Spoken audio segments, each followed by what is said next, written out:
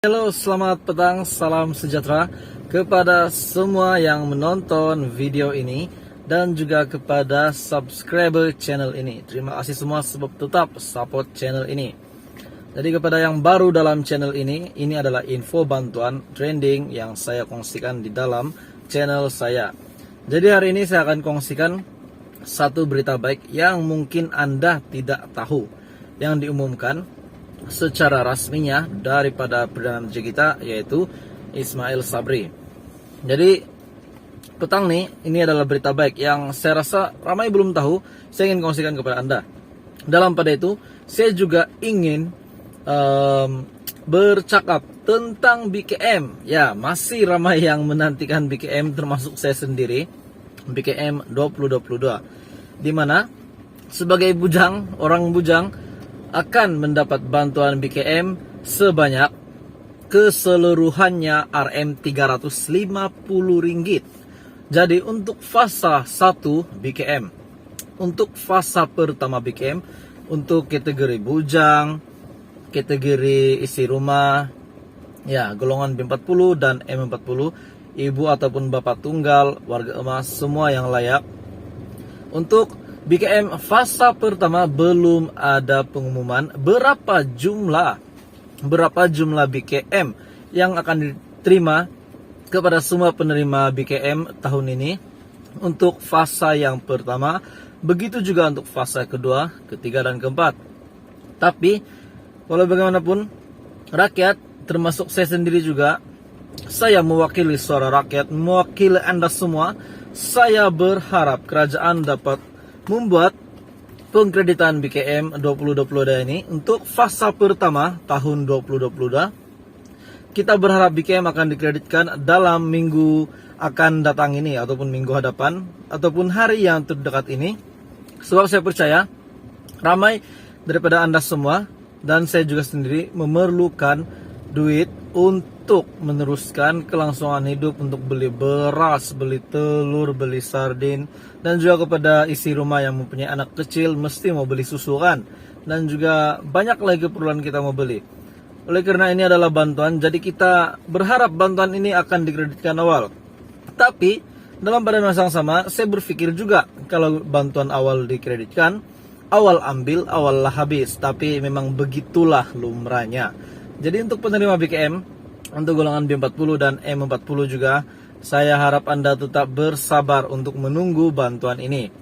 Oke, jadi hari ini saya akan kongsikan satu berita rasmi daripada Perdana Menteri kita. Selain daripada pengumuman pada 1 April ini, Malaysia akan masuk pada fasa endemik. Jadi, kata Ismail Sabri dalam Facebook rasminya, saya faham keperluan belia kerana saya juga pernah menganggotai Persatuan Belia, katanya. Budget 2022 banyak untuk belia, banyak untuk rakyat Malaysia. Antaranya adalah bantuan tablet, bantuan insurans, perantisan, dan juga jamin kerja yang disediakan sebanyak 600.000 peluang kerja.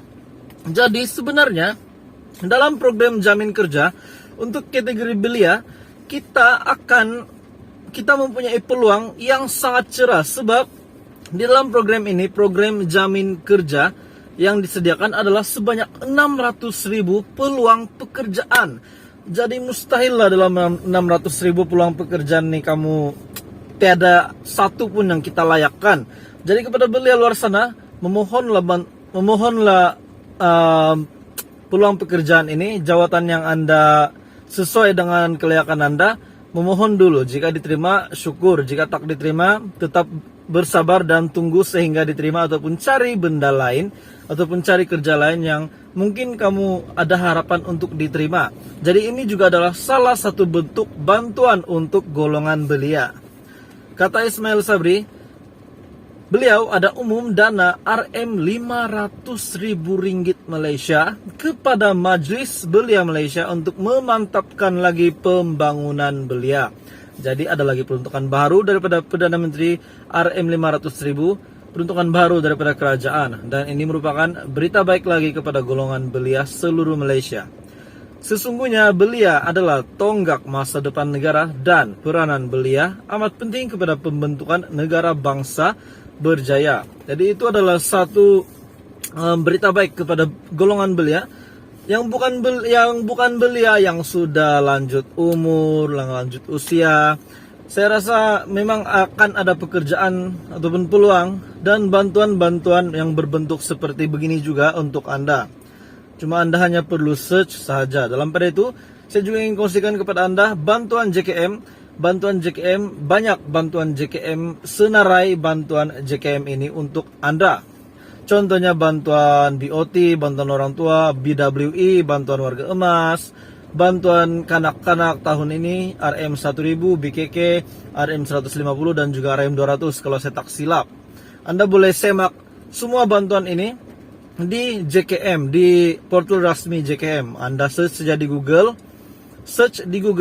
bantuan JKM 2020 pendaftaran.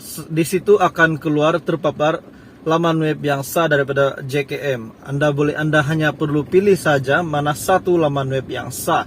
Jadi untuk JKM saya rasa banyak bantuan yang disediakan, bukan saja untuk golongan belia tetapi juga untuk golongan ya seperti saya cakap tadi sebentar tadi, untuk OKU bekerja, untuk BKK, bantuan kanak-kanak, semua itu adalah bantuan isi rumah juga, terutamanya kepada yang amat memerlukan golongan B40 dan M40.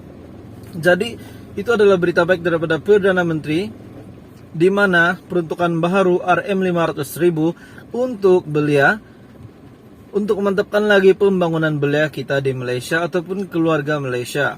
Dalam pada itu, sementara di kesempatan ini saya juga ingin kongsikan berkenaan dengan Aiceria. Ya, masih ramai yang menantikan Aiceria. Apalah admin nih hari-hari cakap pasal Aiceria, tapi tak juga lulus-lulus. Tenang, saya harap semua bawa bertenang. Proses sebegini tidak mudah untuk diluluskan oleh kerajaan. Mesti ada sebab kenapa kerajaan tak luluskan Aiceria. Mesti ada sebab kenapa kerajaan tak luluskan Aiceria secara spontan, secara direct. Walaupun banyak rakyat sudah tahu keluhan rakyat, kerajaan sudah tahu, kerajaan sudah nampak di FMI bertubi-tubi diserang netizen berkenaan dengan pengeluaran KWSP RM10.000 terakhir. Dalam pada itu disupport juga oleh Dr. Ashraf, disupport oleh DAP melalui kenyataan terbaru Lim Guan Eng berkenaan dengan rakyat ingin pengeluaran terakhir KWSP, tidak pun RM10.000, RM5.000 pun jadilah katanya. Jadi untuk Aiceria ini saya rasa harapan, saya tidak boleh juga cakap harapan itu cerah, tapi harapan itu tetap ada sebab kita tetap meminta pengeluaran